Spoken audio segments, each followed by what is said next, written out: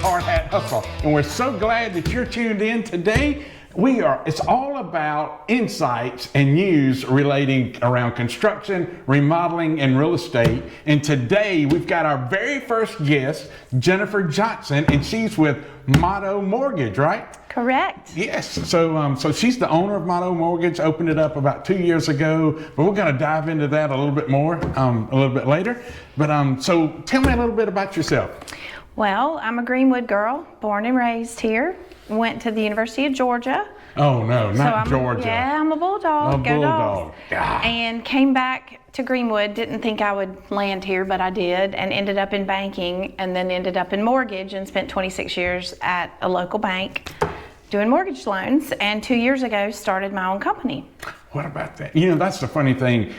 Being from Greenwood, we go. Once we leave, we're not coming back. But there's just, Greenwood's got this draw that just brings you. It sucks you back in. It's like a magnet, yeah. Just brings you back. But my family's here, like yours, very similar. So it was an easy transition to stay here because my family's here. Yeah. And banking, I know that's a tough place to be. My son, when he graduated Lander, I'm going to banking, and he got a scholarship through American Bankers Association in South Carolina, and they sent him to New York, and he got to go to all of these places and go to these classes, and so he went with a bank, and then the first merge they had, he's like, Dad, banking's not for me, I'm out of here, I'm gone. Well, I was fortunate. Mine's a local community bank, county bank. They've been around forever, so it was a great place to work, and we didn't have to worry about all that reorganization stuff. But I never thought I would end up in banking, but I did, and then I ended up on the mortgage side of it, and 28 years later, I'm still in it. Still in it. You got to be a little crazy to be in the mortgage business. So. Oh, I'm sure. Yeah.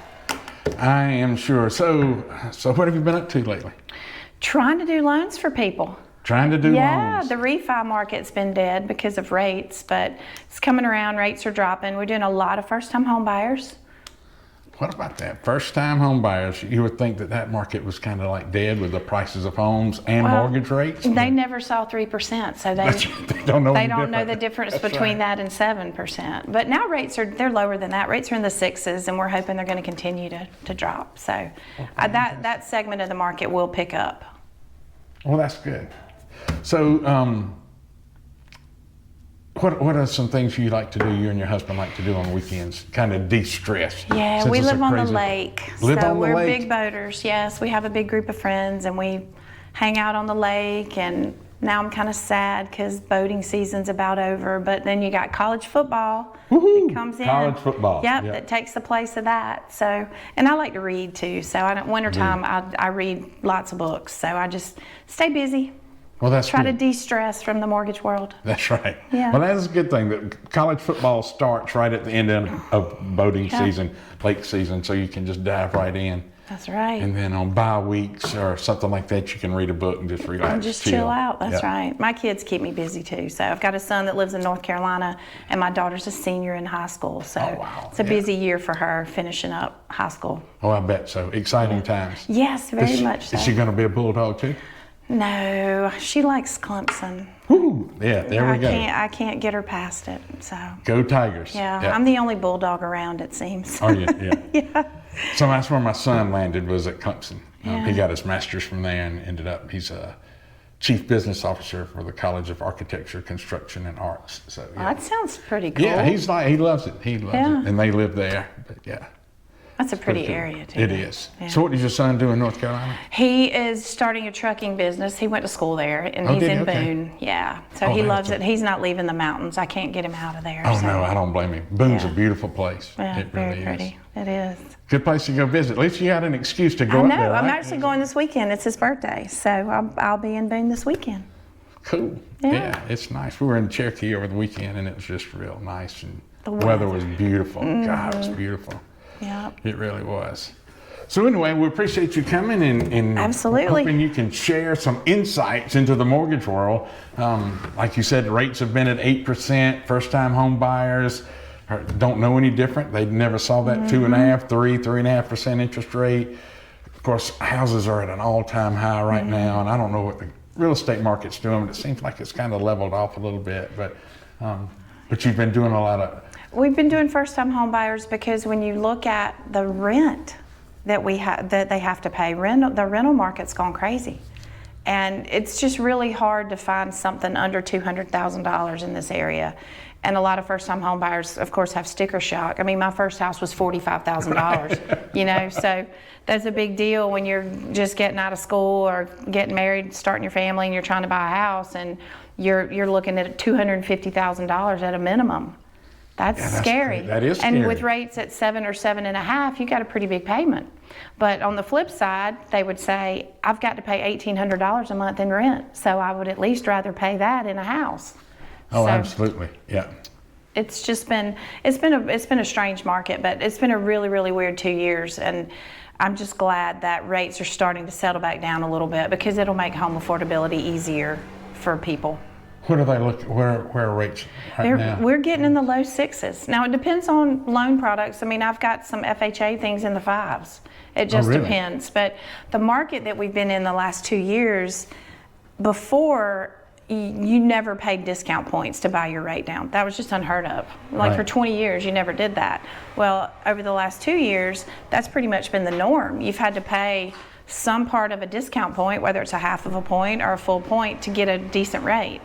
And that's where the market gets really confusing for first-time home buyers, because you see these teaser rates on the internet where you'll see a 3.89% or something crazy. Well, you're paying something ungodly like $20,000 in points to get that rate. Right. So it's hard to explain to people. You got to compare apples and apples, because just because somebody tells you they can get you 4%, imagine what that's going to cost you to get 4%. Right.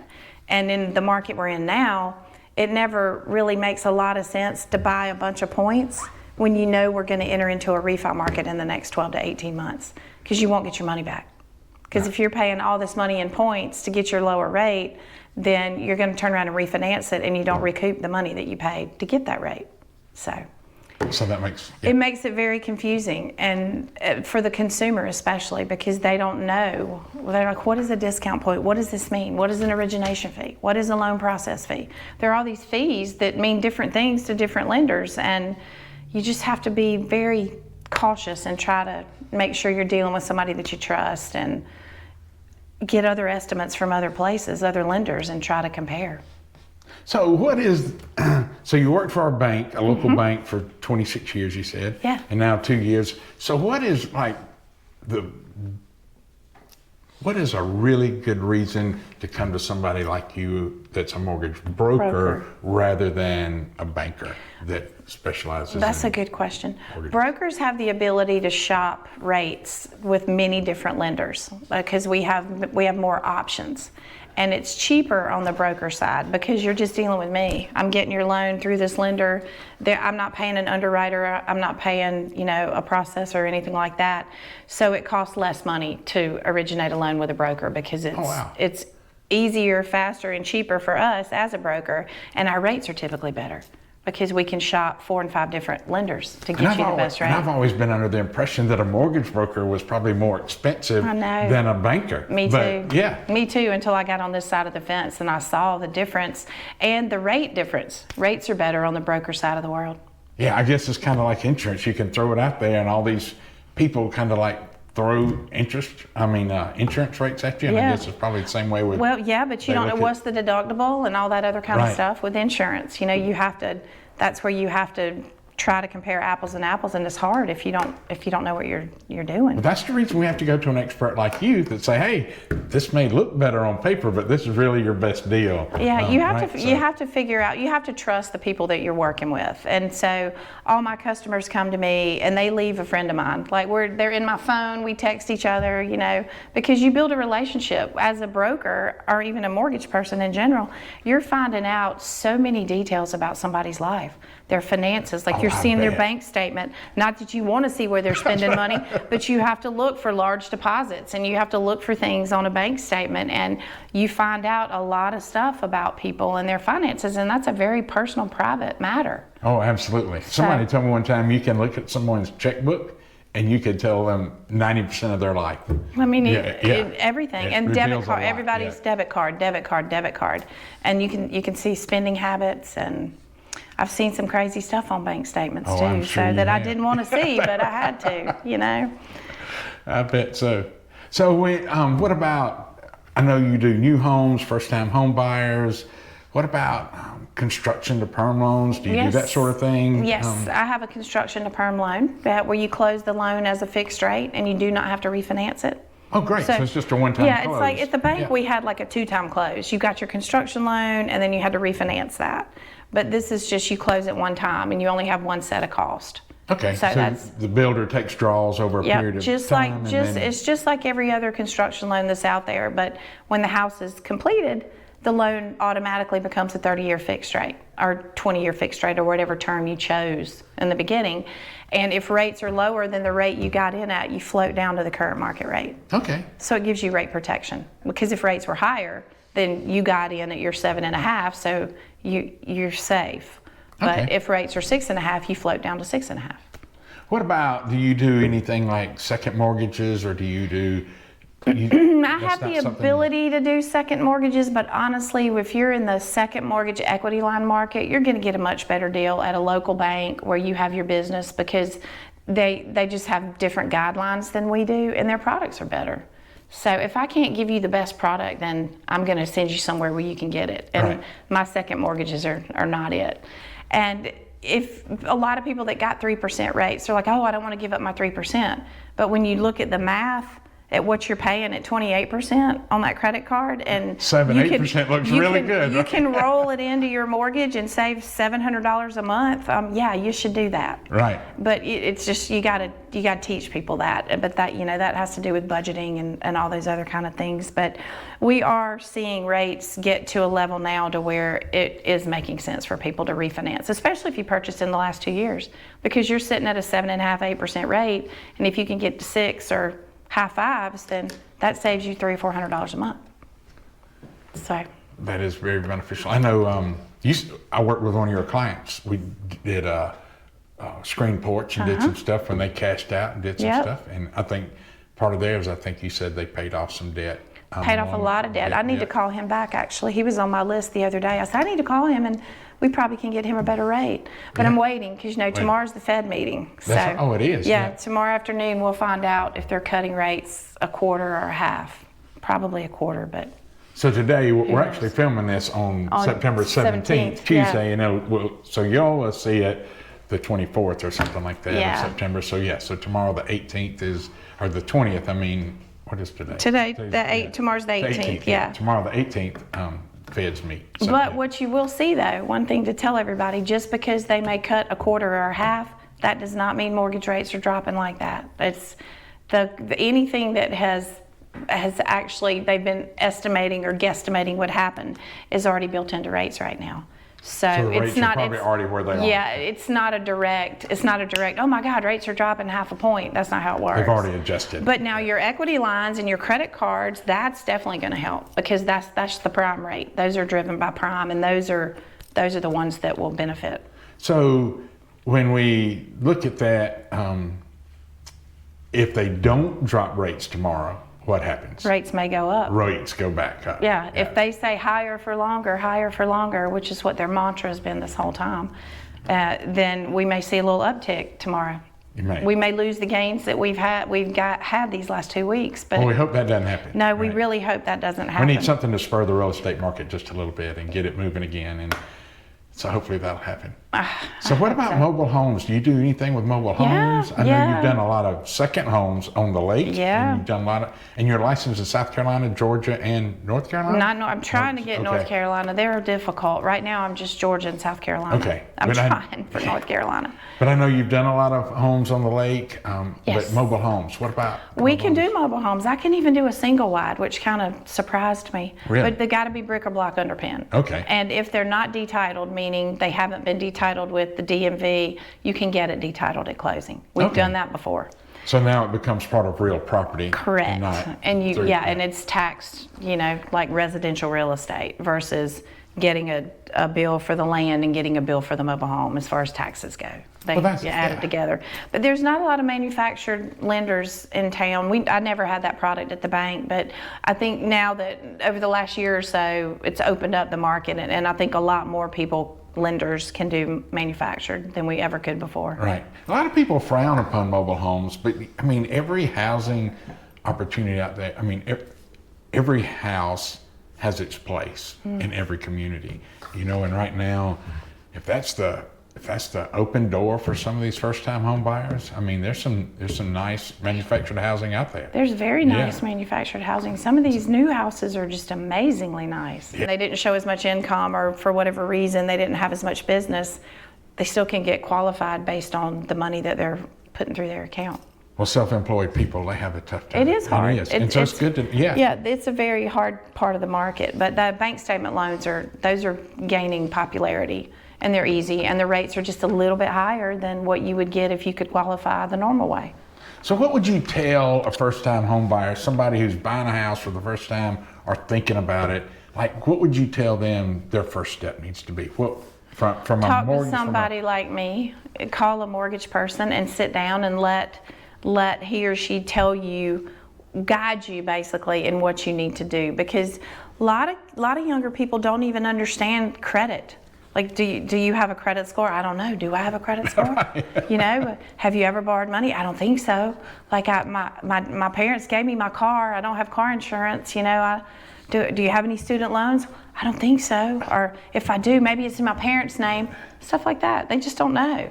And you need a credit score. Right, you do. So, yeah. And so if you come to somebody and you don't have a credit score, then we can tell you what you need to do to build credit. You know, you can establish credit. And you have to have 3 trade lines on your credit report to start really helping you get that score up. And a trade line is like 3 accounts, whether it's like a credit card, car loan, student loan, whatever. The trick I did, and I'll do it for my daughter as well, is I put my son on My American Express when he was 18 as an authorized user. So all the history that I had on that card became his history. Oh, wow. And I didn't realize that. And it generated a score for him. And when he got out of school, he had a 720 credit score and had never borrowed money in his life just from My American Express card. Oh, amazing. Yeah. That is great. That's great. That's a trick. Yeah, that's a trick. Authorized user. But now, if you miss a payment, it'll mess their credit up. So you got to make sure you're paying. You don't want to ruin your kids' credit and yours, right? Right. Yeah, you got to make sure you're doing that right. But well, that's good for parents to know. Yeah. Like, if they got high school students or somebody Once fixing they to turn graduate 18, college, yeah. And they are wanting to kind of help them get started with a credit score, that's great to know. Yeah. it's one little trick. One little trick. Little trick. So you can look at it, so you can run some simulated test and go, hey, you need to pay a little bit off here, Yes. you need to do this here, Yeah, and and- we can get you a better rate, get your score up a little bit. So It's always a good idea to start trying to get pre-qualified when you think you're going to enter into the market to look for a house, because you just don't have any idea what the payment's going to be. And a lot of younger people, they're like, property taxes and homeowners insurance are in an escrow account? What's that mean? Like, you know, it's added into your payment. Right. You take that, divide it by 12, and it's added in. And so it's a huge learning curve if you've never bought a house before. And I think most agents now are requiring, before they show a house, requiring them to be pre-qualified Yep. at Motto Mortgage. Yeah, I had several people call me just this week and said, I called so-and-so about going to see a house, and he or she said, you need to consult a lender. You know, call somebody, you got to get pre-qualified. Because the real estate agent doesn't want to drive all the way to Abbeville to show you 3 houses if you can't get a loan, because it's a waste of time. And not only the agent, but God, the seller, having to run home, clean up, somebody's Lord. coming to look at my house, and I know. God, and that person's not qualified. It's heartening. Yeah. No, Like, it is for everybody involved. That's why it's important to just get in touch with a lender and find out what you can and can't do. Because all these loan products have different guidelines, different credit scores, different down payments. There's several 100% products that you can qualify for, but it depends on income, credit score, if the house is in a certain geographic area. There's just all these different qualifications. So you just got to talk to somebody like me that understands it. So what about veterans? Do you have some veteran? Oh yeah, VA loans are awesome. Are they? 100% financing. Yeah, good rates. Those are probably some of the lowest rates that we have are for veterans, which should be. But Right, yeah. Yeah, I just don't really see that many. I haven't really done that many VAs in my career. I don't know why, but I haven't. I know my son-in-law, DJ, he's a veteran, and when he bought his house, they got a veteran. Yeah, I mean, they're and great. That's great. Yeah. You don't need down payment money. I mean, the sellers can pay your closing costs and you can get into a house with nothing. So we talk about low down payment, and there's all these programs out there to help with low down. How do you think that's really going to impact the real estate industry or the mortgage industry? Do you think it's really going to have? Over the last 2 years, we being lenders, grasping at every customer that came in the door to try to get them qualified because business was just, slow because of where rates were. And that's where some of these down payment assistance or grant products come into play for people. It can help them get into a house sooner rather than them saving up 3% down. I mean, at one point I had a 1% down program, and then I had a 0% down program as long as your income was a certain level. And all these products are kind of coming and going. There's other state type products that are out there, South Carolina State Housing, Yes. Home for Heroes, and then they have money and then they run out of money, and then it's They had them for nurses at one time, teachers at yeah. one time, firefighters, first responders. So which is the Heroes program, I guess. Yep. Yeah. But I sent a person over there for a construction loan, and you said, "Look, I can help you, but you can do better if you go here." I know. And I was like, I sent her some business, but no, I mean, and he called, he said, "I just want to thank you." He said, "Jennifer was great. I love talking to her, but she sent me over here and she was completely honest. Like, it wasn't about her. It was better for him to go there. And I sent it back to County Bank. I mean, I did. And that was just the better product for him. And that's what I do. If I don't have what I think is the best product for you, then I'm going to send you where you And that says a lot about you as a Yeah. person. At the end of the day, with you, it is about people and not about, Right. your bank account. And so that means a lot to me. It's great to be able to call you a friend and enjoy doing business with you. Absolutely. Yeah. So I agree. So I'd say the same about you. yeah. So this is Jennifer Johnston, Motto Mortgage. She's a mortgage broker. She can help you whether you're a VA, first-time home buyer, wanting to cash out, because a lot of people have a lot of equity right now to get some of those credit cards paid off or to do some home improvements or whatever it may be around the house. So she'll be happy to help you. How can people get in touch with you?